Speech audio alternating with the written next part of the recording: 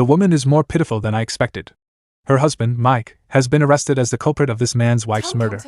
But every time, Kat will go plead with him to testify at her husband's appeal. Kat heard Josh say her husband could not have killed Annie during the time of Mike's arrest. The four people were best friends, and know each other so well to know her husband did not commit the crime. Kat desperately begs Josh to testify for Mike since he is the only one that can help to clear her husband's name. 1 month ago, Josh came to meet his wife, Annie, brutally murdered in cold blood inside their house. The police, together with the forensic team, arrive at the house to secure the crime scene.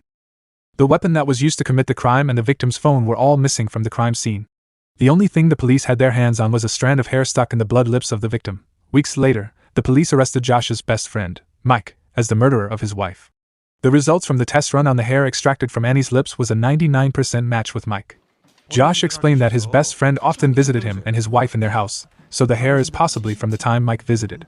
However, the police had found text messages from Mike's phone between him and Annie that confirmed the two were secretly having an affair.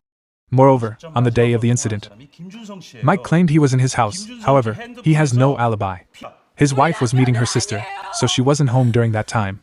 After all the evidence pointing to Mike, how can this woman ask Josh to testify for her husband? Did you ever think of my wife? Josh asked. All Kat cares about is getting her husband out of prison. She cannot have her daughter grow up without her father. Josh, torn between what to believe, painfully sent Kat out of his motel room.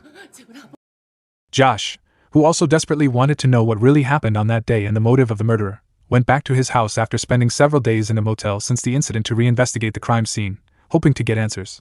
But Josh only hit a dead end. However, he obtained CCTV footage from the owner of a convenience store in their neighborhood. He reviewed the footage from the day of the incident, and found a suspicious man bought a knife from the store and headed towards Josh's direction. He had also seen this man around his house trying to break in, and confronted him the night he came back from the motel. The police failed to look into the suspicious man when Josh asked them to investigate him. So he took matters into his own hands. Josh kidnaps the suspicious man in his house and ties him up on the same bed Annie died on. Josh is using force hopping to get him to confess his crime.